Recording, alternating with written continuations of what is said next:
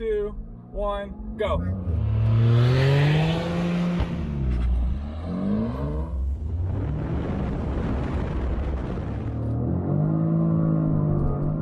All right, guys, so today we are here with Race Car Friends over here. He brought his Boost Blue Civic Type R. This is a 2023? It's a 2023 Civic Type R, and then we have our 2024 Circuit Edition GR Corolla. So already one up, we got 1 year. 1 year, already newer, which already makes it better. So we're gonna kind of go over some of the features on the GR Corolla and the Civic Type R. Kind of go over, is it worth getting this car, which is all-wheel drive, fairly new type of platform, or getting the nice legacy Type R 4-cylinder engine that always knows you're never going to have issues with it. So, but let's kind of take a look at some of the features on here. With the Civic Type R and the GR Corolla, one of the biggest things obviously is one is a true hatchback, the other one is more of a fastback type of style. So if you're more into the subtle look of like a sedan with kind of a hatch to it, this is probably going to be your choice. But if you like that old school hatchback style, the GR Corolla is definitely going to be one of it for you. So one of the big differences on these cars is one's a 3-cylinder and one's a 4-cylinder, and the 4-cylinder does put out more power, which is 315 horsepower. How much torque? I believe 310. 310. So way more torque than what the Corolla actually has. The Corolla is 300 horsepower and 273 foot-pounds of torque. So you're looking at 40 pounds more of torque than the GR Corolla. So, and it has a little bit more power. But one of the big things that I love about the GR Corolla is this carbon fiber roof. That I think honestly sets it apart compared to your normal color-coded heavy roof that you got going on here. So even though probably weight difference honestly is probably not that much, it's probably like 20 pounds or something like that, but that is one of the things I love about the GR Corolla versus the Civic Type R. Another thing is, feature wise, I think the GR Corolla might have a little bit more features for the everyday driver, including parking sensors and possibly, I don't know much, this has radar cruise control and all the other good stuff too? Okay, so It does not have a heated steering wheel. it does not have a heated steering wheel. Yeah. So I think the GR Corolla might beat you on some of the everyday driver, especially if you lived up north or something that where it got cold. 100%. Does yours have heated seats? No. No heated seats either. So, I mean, that, again, I could care less, but some people up in the northern states might want some of the heated functionalities that the GR Corolla offers that this doesn't. I mean, that is one of the big things. And so if we're talking about up north, a big thing is all-wheel drive, front-wheel drive. So all-wheel drive, snowy conditions, rainy conditions, you know you're going to have a planted car to the ground. This, I hear really good things about the front-wheel drive. So it's probably still going to be pretty planted, but having those extra 2 wheels in the back will definitely be a plus. So, and let's kind of hop into the interior. One of the interior things that a lot of people hype up on the Civic Type R is the red interior. So I'm not a big fan of the red interior. Not only it just for every day, I think it's a little too much. Then also practicality, I feel like it'll stain really easily. Yeah, I mean, so any little dirt or anything like that could probably easily get pushed into there and just stain the red, versus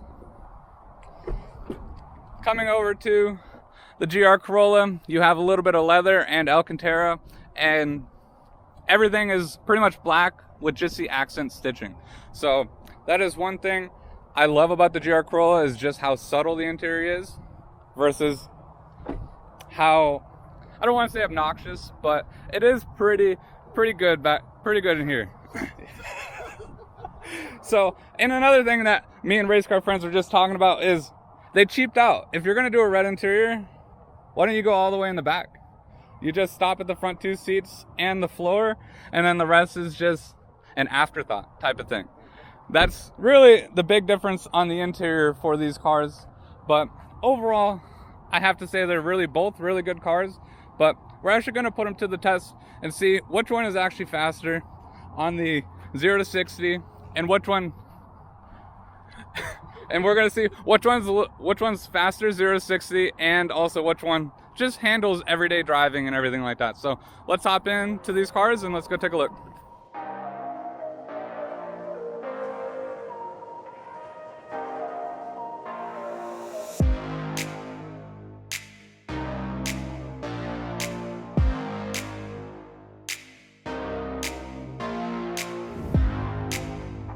So let's see what this car has.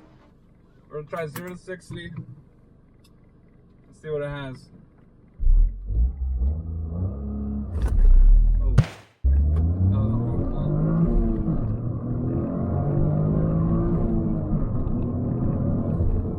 I had a horrible launch.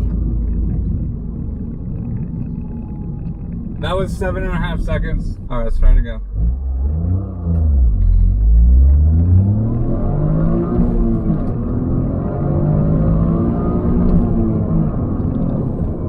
Wow.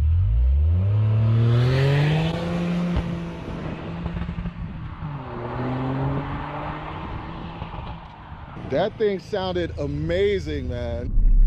That thing sounded amazing, man. I totally forgot to turn off traction control, so both my launches were 7.3 was my last one. Okay, So that's good. yeah, I didn't have traction control or anything off, so let me try it again because it bogs down right away in first gear. Yeah. It bogs down, and then you have no power.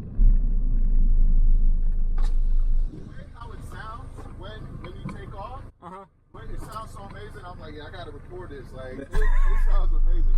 Try to stage right in the middle there so you can get like the most traction. Okay. Yeah.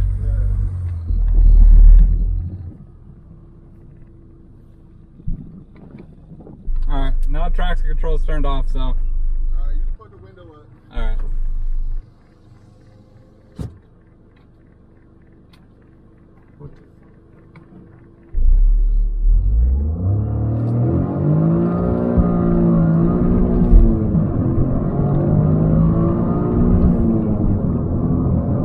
All right, so that was 7.5 seconds, but this, as soon as I hit 60 on here, it's not registering on here, so I'm not sure. Well, let's try it again.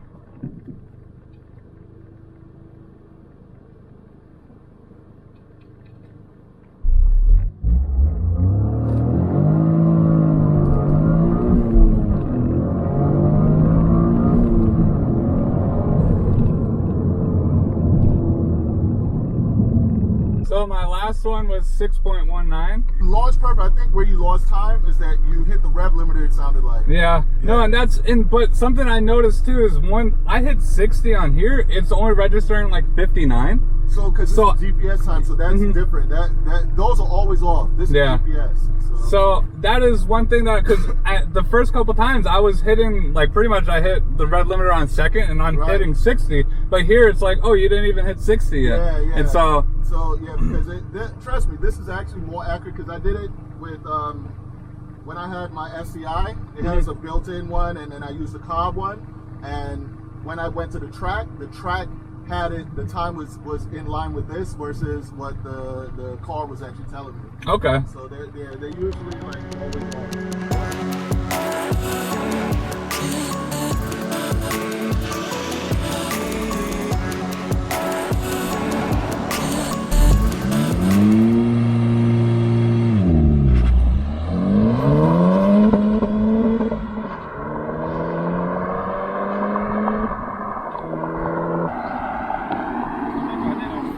What did you get? 7? 6.2. Wow, that's pretty good.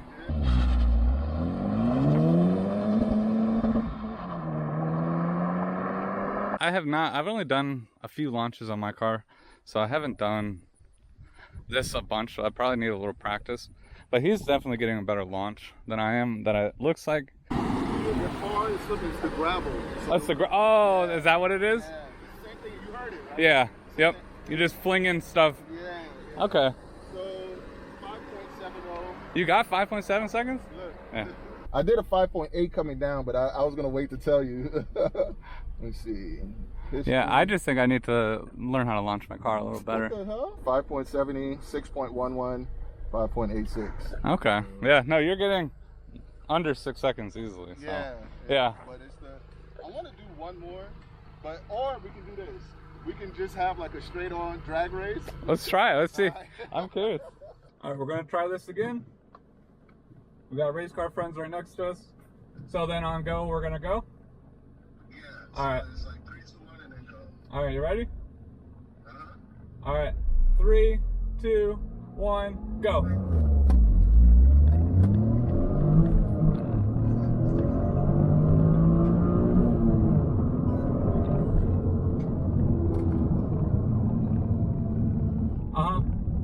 Okay.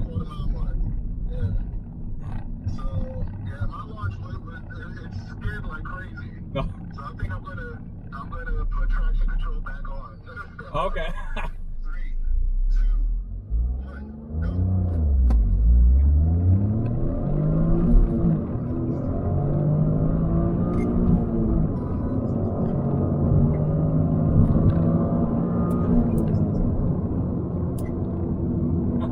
You definitely took me at the higher.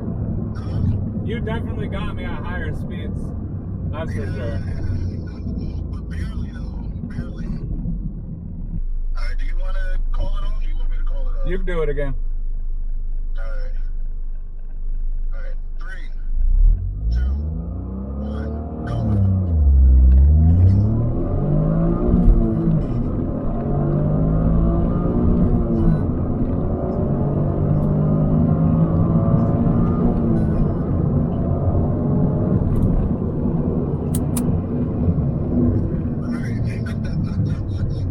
You're flinging horrible rocks at me. Yeah, I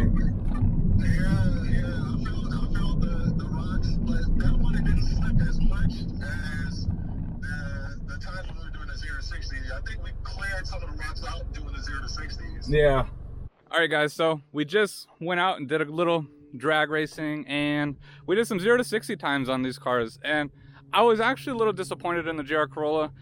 Based on what they advertise, is nowhere near what I was getting, but obviously it's most likely the driver, not the actual car. The car is probably way more potential than I do, but this car itself, being a front wheel drive car, this thing hooks to the ground and it beat this car. So obviously though, it does have more power and more torque, but it did beat this car in 0 to 60s and as well as our little races that we were doing. So I'm actually pleased with this car, and let me know down below if you think I should be trading this in for a Civic Type R, because now that I've seen a Civic Type R, this thing actually is a really good car for what it is. So I was always just discouraged by this car just because it was front wheel drive only, and I wanted something a little bit better than front wheel drive car. But now actually seeing how Honda designed this car and tuned all the suspension, it obviously probably drives just as good as a all-wheel drive car. So, but yeah, with all that said, let me know down below if you think I should get a Civic Type R, keep this, or if there's any other car that is better than the Type R that I should try to look at. But